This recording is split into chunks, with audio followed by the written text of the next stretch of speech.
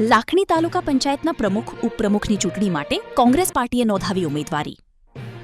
દિયોદર લાખણી તાલુકામાં કોંગ્રેસ દ્વારા નોંધાવી ઉમેદવારી. લાખણી તાલુકાના કોંગ્રેસના આગેવાનો સાથે તાલુકાના પંચાયત બેઠકના ઉમેદવારોએ નોંધાવી ઉમેદવારી.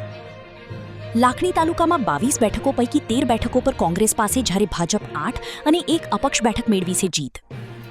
તો લાખણી તાલુકાના ભાજપે પ્રમુખ ઉપપ્રમુખ માટે નોંધાવી છે ઉમેદવારી.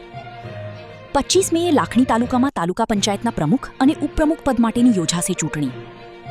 કોંગ્રેસના મમતાબેન જીગર ઠાકુર પ્રમુખ માટે, ઉપપ્રમુખ માટે વર્ષાબેન તેજાભાઈ રબારીએ નોંધાવી ઉમેદવારી. જ્યારે ભાજપના નરસિંહભાઈ કાનાજી રબારી ઉપપ્રમુખ માટે કચરાજી સુરાજી ઠાકુરે નોંધાવી ઉમેદવારી. લાખણી તાલુકામાં ભાજપ કોંગ્રેસના પ્રમુખ ઉપપ્રમુખ પદ માટે ઉમેદવારી નોંધાતા રાજકીય ગરમાવો જામ્યો. લાખણી તાલુકાની જનતાએ કોંગ્રેસ ઉપર વિશ્વાસ મૂકી અને દરેક જગ્યાએ કોંગ્રેસના ઉમેદવાર અને ખૂબ મત આપી અને જીતાડ્યા છે. અમારી કોંગ્રેસની અહીંયા લાખણી તાલુકા પંચાયતમાં સારી એવી બહુમતી આવી છે.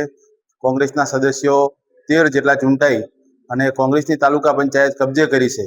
વાવ-થરાદ જિલ્લામાં લાખણી અને દિયોદર 2 જ તાલુકા પંચાયત એવી છે કે જેઓ કોંગ્રેસે બહુ સારી બહુમતીથી કબજે કરી છે. ઉમેદવારી પ્રમુખ અને ઉપપ્રમુખના આજે અમે અહીંયા ફોર્મ ભર્યા છે અને આવતીકાલે એના માટે ચૂંટણીની પ્રક્રિયા છે.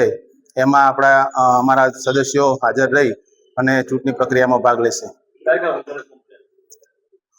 પ્રમુખ તરીકે મમતાબેન જીગરભાઈ ઠાકોર અને ઉપપ્રમુખ તરીકે વર્ષાબેન તેજાભાઈ રબારીએ ફોર્મ ભરેલા છે.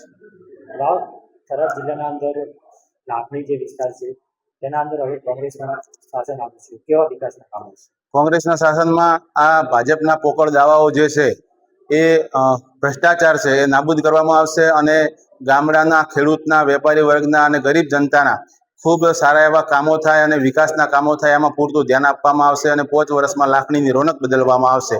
કોંગ્રેસના તમામ સદસ્યો આજે કામ કરવા માટે તત્પર છે અને સારું એવું કામ કરી અને કોંગ્રેસનું સારું એવું પ્રદર્શન થાય એવા પ્રયત્નો કરવામાં આવશે.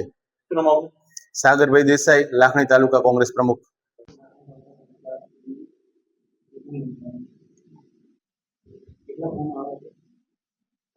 લાખણી તાલુકા પંચાયત માટે પ્રમુખ માટે કુલ 2 ફોર્મ, અત્યારે ટોટલ 3 ફોર્મ આવેલા હતા. એમાં 1 ફોર્મ રદ થયેલું છે અને ટોટલ 2 ફોર્મ માન્ય રહેલા છે.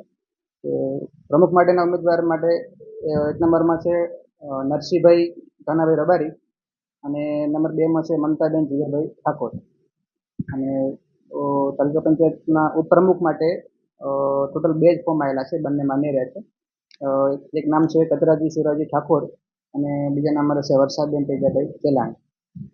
અને આ દરેકના ફોર્મની ચકાસણી થઈ ગઈ છે અને આવતીકાલે 11:30 કલાકે અને પ્રથમ બેઠક મળશે, જેમાં ઉપપ્રમુખ અને પ્રમુખની વરણી કરવામાં આવશે. હું પ્રહલાદ ચૌહાણ, તાલુકા વિકાસ અધિકારી, લાખણી.